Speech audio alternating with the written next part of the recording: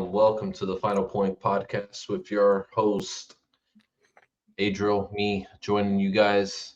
I got my co-host here, Josh, uh, Boston Celtics enthusiast, Miami Heat enthusiast, here to give you our thoughts on the NBA world and what's going on with our top two teams. Josh, what were your thoughts about the All-Star break? We're gonna start it off with that. Listen, We, man. we got it. We got it. Yeah. On behalf of Celtic Nation, we apologized for Jalen Brown. Um, no one put him up to that. He thought of that all on his own.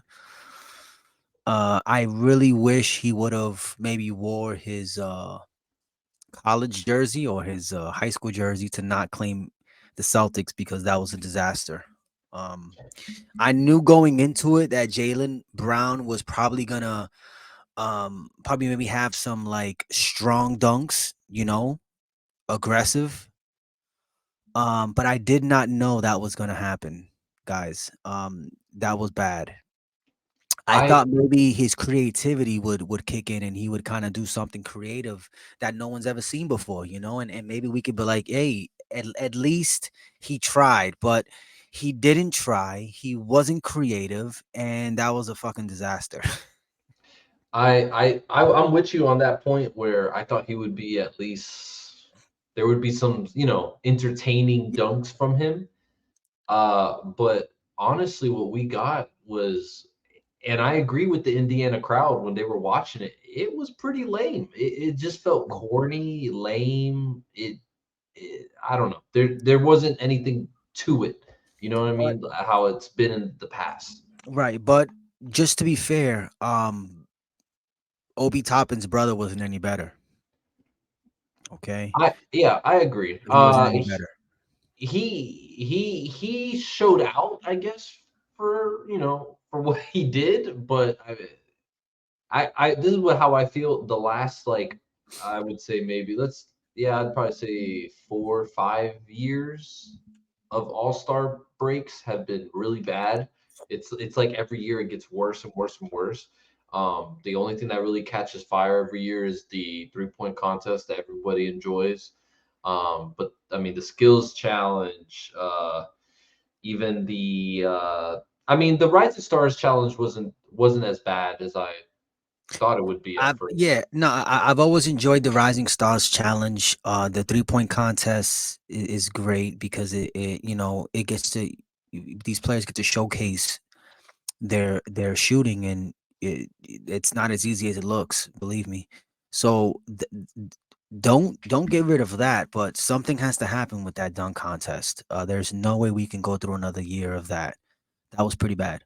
It wasn't well officiated. It also wasn't a good dunk competition between the dunkers either. Well, no, you're right. Now you have a point.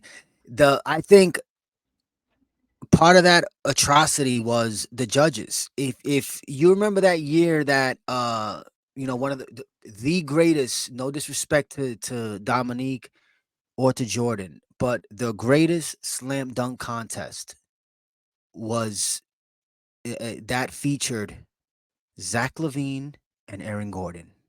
That I was agree. the greatest slam dunk contest of all time. I think most people can agree with that point too. And if you remember, Shaq set the bar pretty high because Shaq said he's the if it takes more than one attempt, it affects the score, and that's Mhm. fair. That's fair. No one, you're not gonna get the same reaction out of people if you try to dunk 7 times, and after if you make it on the seventh try, it's like, okay, well, we knew what you were gonna do. You just finally Yeah, made it. it Thank you kind of kills for the arriving. suspense and the buildup. Right. So Shaq set the bar and said, look, more than one, that's it. And he's right. And maybe, we had the wrong judges. I mean, first of all, Fred Jones. I mean, come on. But we need to bring back the old judges to Now, kind of put some let me pressure ask on. you a follow-up question quickly here. Um, what, in your eyes, would you do if you were, Adam Silver? What would you do in order to change this to make it better for next year? Yeah. So if I'm Adam Silver, I'm looking at bringing in some. other dunkers outside of the NBA, whether it be college. I don't know if you could do college, with the rules and stuff, but with NCAA rules, but bringing in some professional dunkers to mix with NBA dunkers. Sometimes you have to apply pressure to people for them to perform at the highest level. And in this case, I think we need to bring in some outside professional dunkers to put the pressure on some of these NBA players. Because let me tell you, the slam dunk contest would have been okay if John Morant, if he was healthy, or Zion Williamson participated in it, but they don't want to participate in it. So it's making it bad. You got to bring in G leaguers. So if we've already went as far as bringing in G leaguers, let's bring in professional dunkers and entertain us.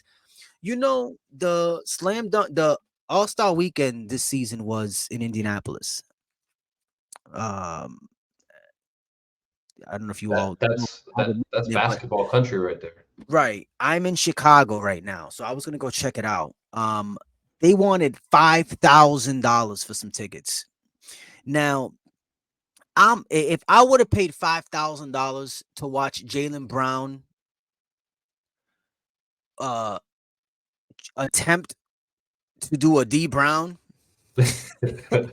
and dunk the ball and then sneeze at the end, I'm getting mad. Someone got to give me my money back because that was not worth it. or That was or not worth it. or, The or him jumping over a guy that's like 5'3". Yeah. Yeah, so if right, if I'm Adam Silver, I'm bringing in some outside dunkers Yeah. to entertain, and at the same time, it gives a platform to these professional dunkers that they wouldn't normally have. So I think that would be a good look for the NBA. We've tried the NBA players slam dunk. It is a hit or miss every year. And this year was the lowest point that it's been at. And quickly, I'm gonna bring up a point, and I think to that reason why it's been like this for the last 3 or 4 years. It goes back to the point that people say now a lot is that the NBA is soft. I mean, these athletes, these great athletes that we watch every day, every year, we expect them to compete. And just to them, when they get to that weekend, they see it as a break. It's like a break in their season. And I get it. It's a break so they can kind of mentally reset for what's to come after All-Star break. But us as fans, we want to see some competitiveness. We want to see some great. We want to see them go against each other to be the best, to show why they are an all-star, which is the whole reason that they're there in the first place. And watching as well quickly on the All-Star game, watching them just not even you don't even listen. I'm not saying I would be the best defense, but put some hands up, do something. Let's just see, give a show is what I'm saying. You don't Yeah, even have to play like a real serious game. Just give us a show right. at least. I mean, first of all, I don't like the whole buddy buddy thing. Listen, it's East versus Not a fan of it. West. You're on that side, I'm on this side. We not friends. We're not friends right now. We could chill after the game. We can go get dinner, whatever you want. But right now, it's East versus West. You got that jersey on. I got this jersey on, and that's the difference in mentality with these new generation players versus the old, versus old school. Is what happened to the competitive spirit? Yeah, it is All-Star game. I get it. You guys are getting a break, but can we get some competition? Can you play some defense? Just a little show. That's all we're asking for. Well, you know what? I think that they want to give the fans some entertainment, but I think they're missing the fact that you know fans would be entertained with a good game. Yeah. With you playing some defense.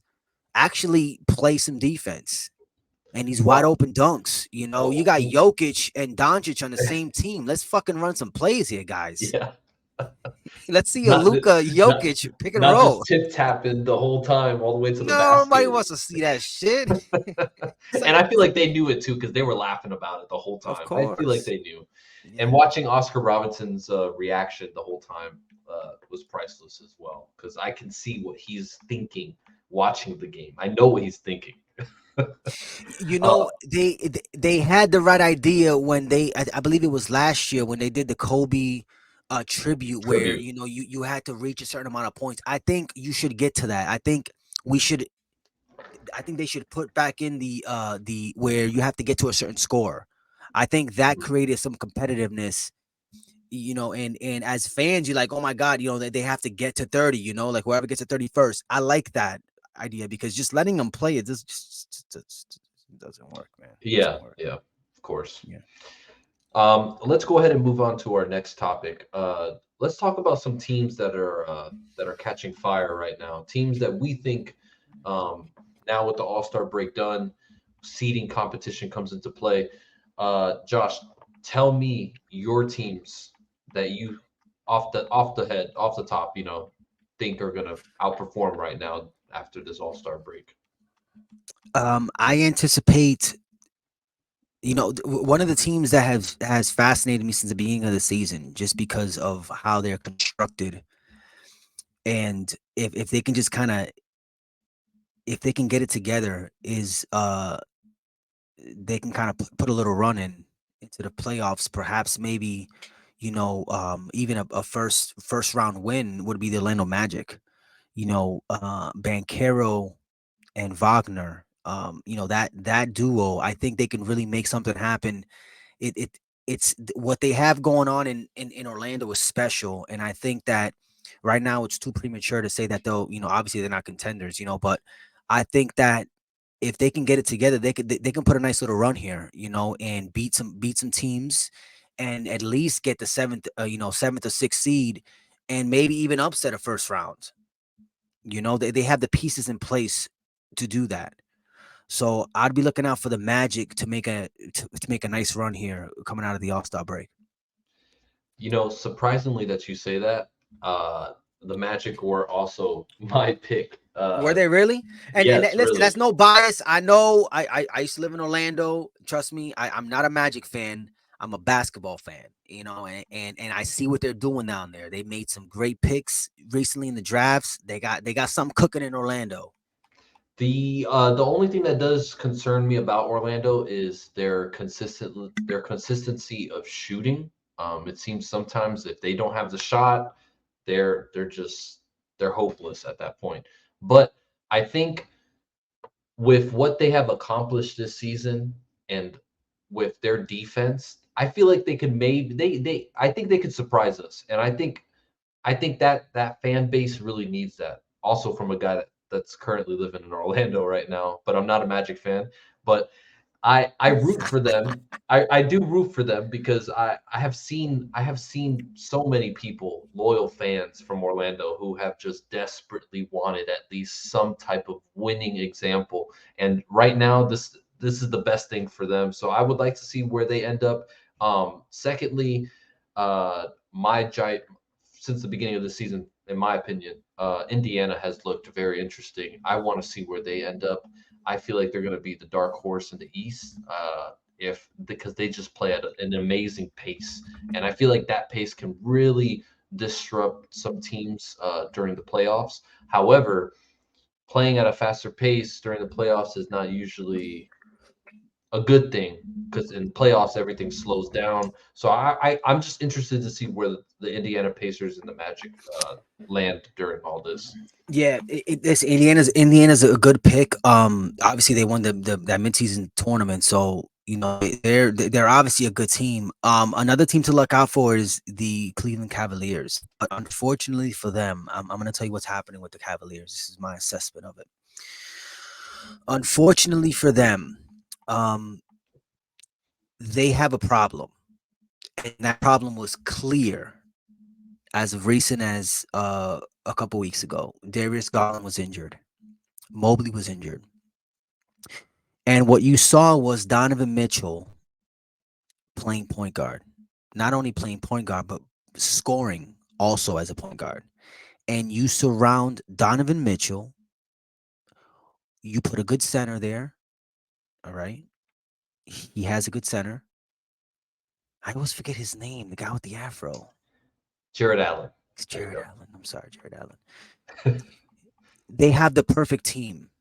Donovan Mitchell, Jared Allen, and you surround him with shooters. And listen, I mean, Strus, Wade, they've been cooking.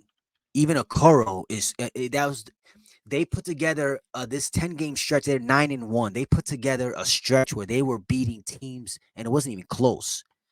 Donovan Mitchell is scary when he's the primary ball handler.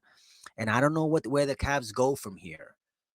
Because Garland is now healthy. He's back in the rotation, and you got Mobley, who I've been so high on Mobley since coming out of the draft. Mobley needs to become a shooter. You can't have two centers. It doesn't work unless you're the Wolves. But if you look at the Wolves, imagine if Karl-Anthony Towns was like Gobert and didn't shoot. No, the reason why it works for the Wolves is because Karl-Anthony Towns is a sniper from deep. You can't leave him open. So that doesn't. So they're not clogging the paint. The Cavs are clogging the paint with Mobley and Allen, and it doesn't work. So if they could figure that out, the Cavs are coming. But they got to figure that whole little mix out. Mobley either got to get the hell out the way and let Allen be the center, and you better figure out how to shoot. I know you can shoot. I know Mobley can shoot, but he has to shoot the ball. And Garland has to be a point guard or a shooting guard. You got to pick one. Right now, they're confused. So that's that. And then the Warriors, man. Draymond Green, as much as I hate Draymond Green, and hate's a strong word, but Draymond Green annoys the shit out of me. The Warriors are back. Listen, with Draymond in there, it just works. I mean, this guy is a facilitator. He's an agitator.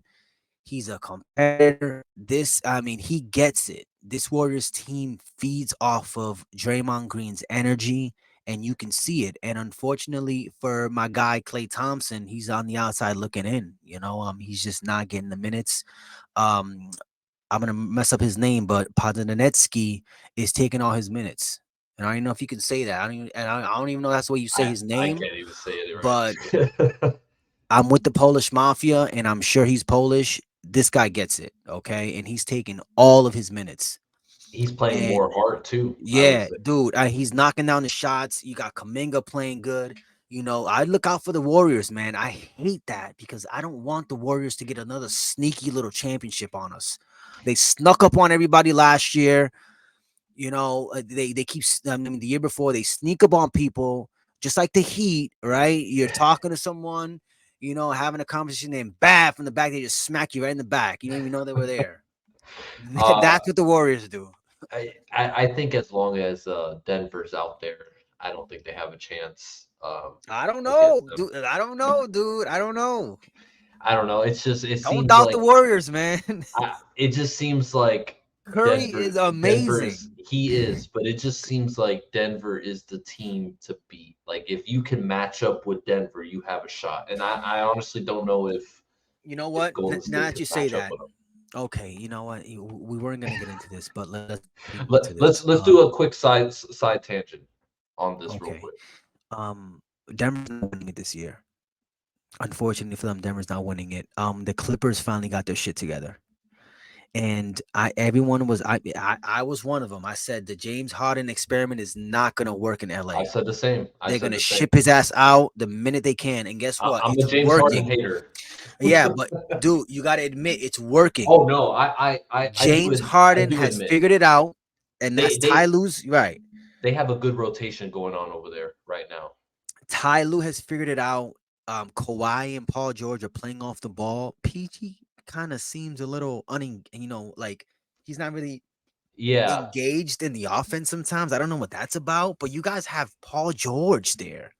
And you don't even use him like that. I mean, Paul George is on the Clippers, and sometimes you forget he's even playing.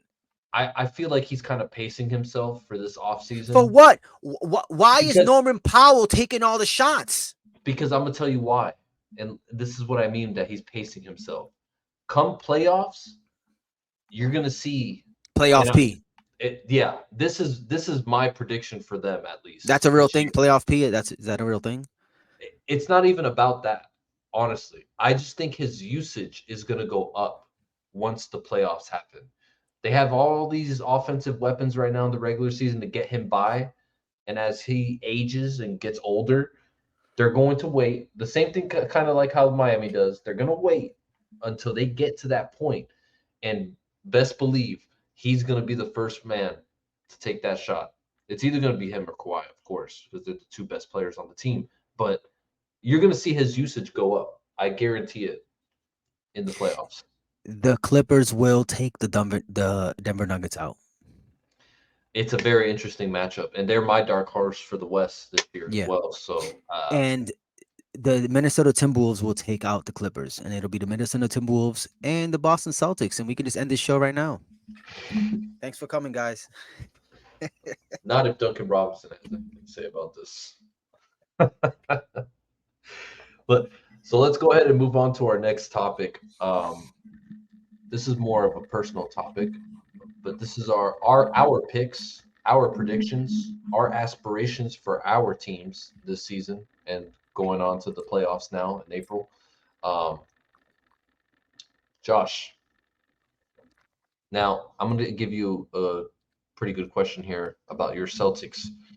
You guys have lost to a considerable amount of contender teams. Whoa, considerable. I don't know. It's a strong word.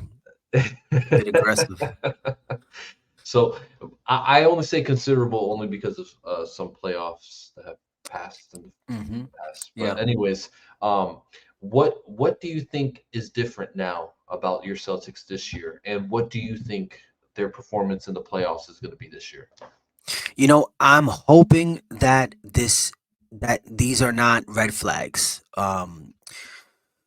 We are fifth in points per game at 120, so we're definitely scoring. But we have not had a signature win. Signature win meaning the teams that we've played that I believe have a chance to win the championship we've lost against. Denver, we only lost by 2. That doesn't really count. Clippers and the Bucks. Those were wins. We needed those wins. And not to mention we lost against OKC. We needed those wins. And I know people are saying it's the regular season, relax. I don't care. We keep our foot on their neck, okay? And we go. We don't lose against those teams. Those are statement wins.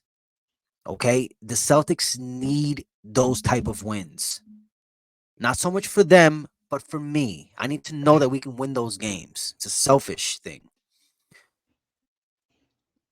12 losses, 4 of those being to contenders. That doesn't sit well with me. We should have at least won those. But however, we are tied for the longest win streak going into the All-Star break. We're at 6 wins. We're tied with the Mavs. We have the best home record, 26-3, and we run the Atlantic Division, 13-1. Side note, what division is Miami Heat in? Southeast.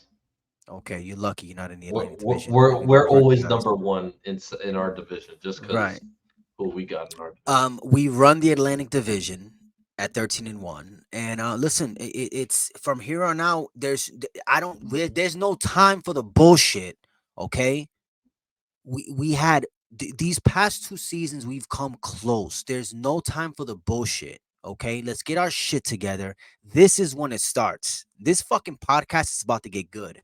Okay, because I expect the Celtics to steamroll over every team going forward into the playoffs. That's my expectations. Now, as you watch these episodes, you'll see my different moods change, and I may lose it. I may break some shit. Who knows? But guess what? We're all in it. We're all in it for the ride. All right. So let's see what happens. I expect the Celtics to steamroll past teams going forward. Time to get it together, boys. What I'm going to say too about the Celtics is this year, offensively, they are a juggernaut. They are the team to beat right now in the East. However, and I think this is the problem of the Celtics, and I think this has been the problem of the Celtics the last 3 years, is they do not spark any fear across any team. No fear at all. I think any team is honestly okay with playing them, and I'm gonna tell you why. You're trying to get me riled up. Go ahead, continue. Listen, me as a Heat fan, right? there are two teams in the East, and as up and down this season has been for the Miami Heat too, and for me personally, and for my mental health. But this season, right now, as of right now, how everything's looking, you give me a 7-game series with Milwaukee or Boston, I'm okay with it, man. I'm okay. I'm okay. I'm okay. I'm okay. I'm not even mad about it. I'm not worried. I'm not. I'm gonna tell you why. And Have this is you my lost reason. your mind? I'm gonna tell you. I'm gonna tell you why. The way the Heat are playing, you're gonna say that with a straight face?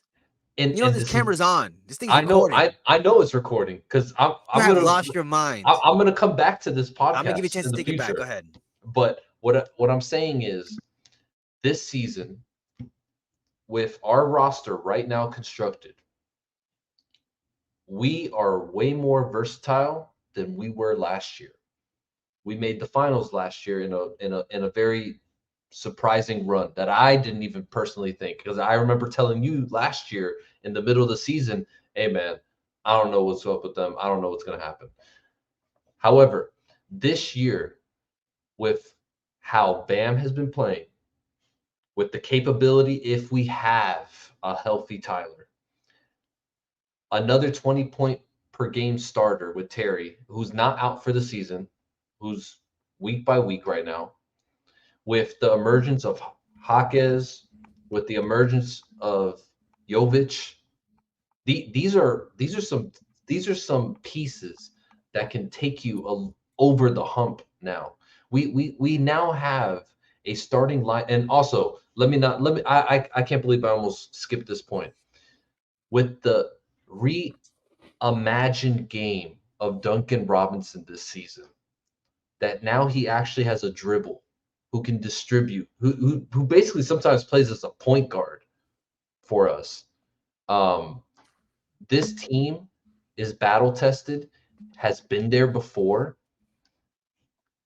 They know their shit going into this playoffs. They know what's at stake. And listen, Jimmy is getting more older.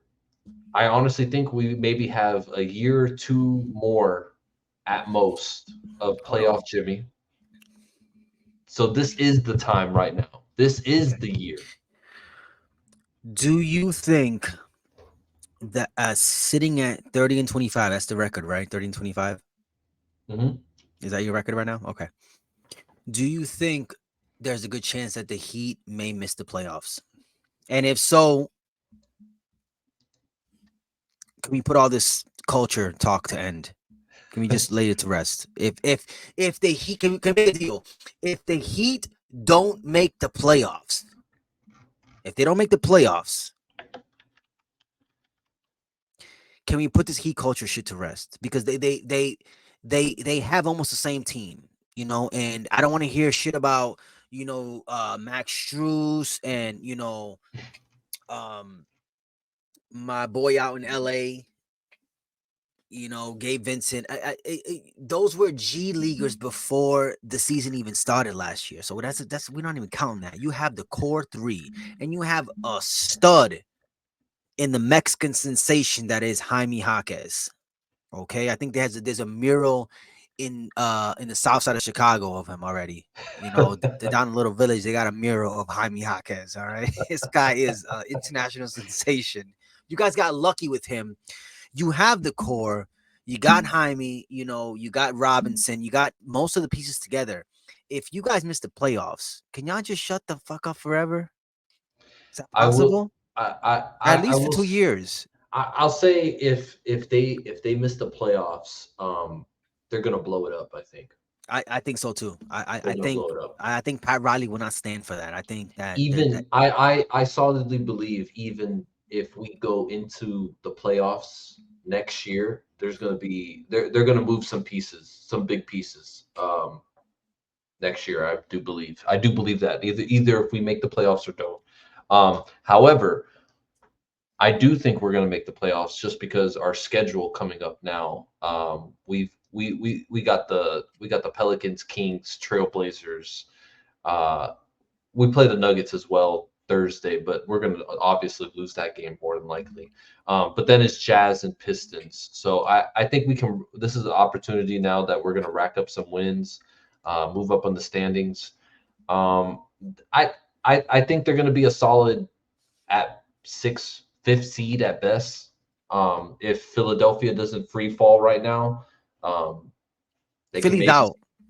Yeah, I don't Philly's think. out. There's I no don't way think Philly's Philly's gonna gonna make it. recover from the Joel Embiid. I think he's gone for the season, right? I think close to it. Yeah, He's going to be out for most of the season. there's no way Um, they're gonna recover from that. So I think Philly's out. yeah. But I do think I think it's gonna once again.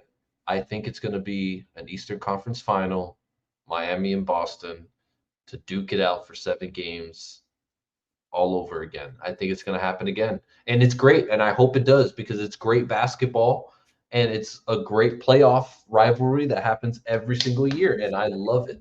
I And love it. more importantly, it makes for some fucking great content for this Oh podcast. yeah. Because I tell you, if we had this podcast last year, Last year,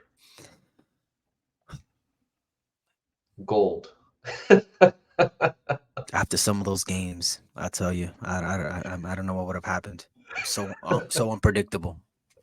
No editing. We would have just let it go. Yeah, extremely unpredictable. But it makes for some good content, man. And listen, I'm anticipating this to be one of the most competitive playoffs that we've seen. Oh yeah. You have teams that are playing at super high levels. We haven't even talked about Phoenix. You know, I think Phoenix is going to get it together too on that end. We have teams that are really competing. We haven't talked about the Knicks. Julius Randle's been out. OG Anunoby's been out. You know, they've been balling. Brunson's been balling. Listen, you know, this is some exciting basketball coming up. And we're going to try to give you an episode every week of our takes on the NBA, mostly Celtics, Heat, and all the other nonsense that's happening around the league. We're gonna touch on it, man. But this is gonna be a great.